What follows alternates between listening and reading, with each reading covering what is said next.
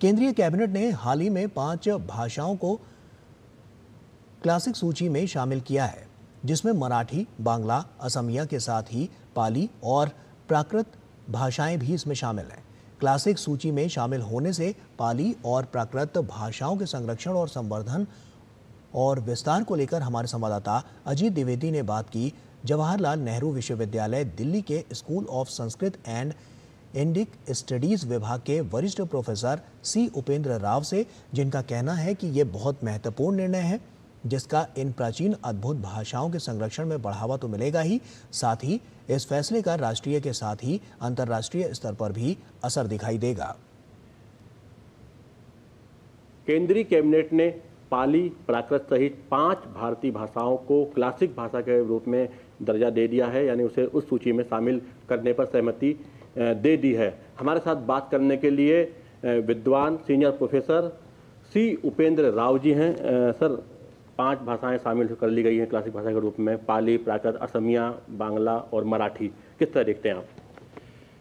ये बहुत ही प्रशंसनीय और सराहनीय विषय है, क्योंकि पाली हमारे भारत की बहुत प्राचीन भाषा है और इतने दिनों के बाद इस भाषा को एक शास्त्रीय भाषा का एक दर्जा मिलना सभी भारतीयों के लिए ये बहुत ही एक प्रोत्साहनीय विषय है।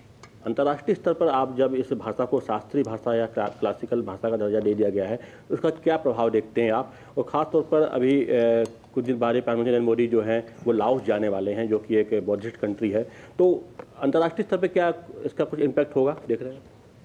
पाली भाषा पूरा केवल भारत में नहीं, हमारा जो साउथ ईस्ट एशिया में, दक्षिण पूर्व एशिया राष्ट्रों में आज भी पाली भाषा का पठन पाठन वहाँ चलता है।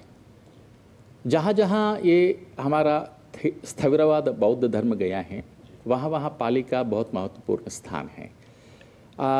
अभी हमारे प्रधानमंत्री जी जब उन देशों को विज़िट करेंगे तो वो सभी भी इस बात को जान करके बहुत ही गर्वित होंगे, आनंदित होंगे, क्योंकि वो पाली को बहुत महत्वपूर्ण स्थान देते हैं। सांस्कृतिक रूप से कहें हम तो भारत का जुड़ाव जो है अंतर्राष्ट्रीय स्तर पर जो बौद्ध धर्म के माध्यम से है, पाली के माध्यम से भी है, तो एक सांस्कृतिक हम कह सकते हैं कि एक जुड़ाव भी हमारा है, आध्यात्मिक जुड़ाव भी है, और इसका इम्पैक्ट भी जो है वो दिखाई देगा जब हम पाली को हमने शास्त्रीय भाषा घोषित किया हुआ है।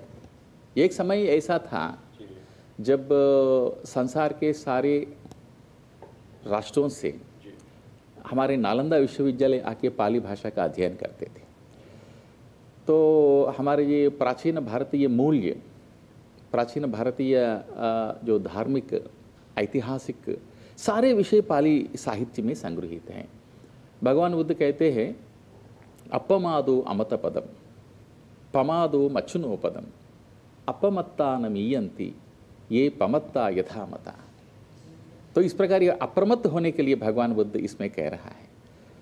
तो भगवान बुद्ध के जो वास्तविक रूप में जो धर्मोपदेश दिए हैं वो क्या है, वास्तविक रूप में जानने के लिए पाली भाषा का, पाली साहित्य का अध्ययन बहुत जरूरी है। केवल इतना ही नहीं, पाली भाषा हमारे भारतीय भाषाओं की एक प्रकार का जननी है, ऐसा भी आप बोल सकते हैं, क्योंकि पाली से अभिप्रेरित होकर के, प्रभावित होकर ही हमारे भारतीय भाषा आज निर्मित हुए हैं।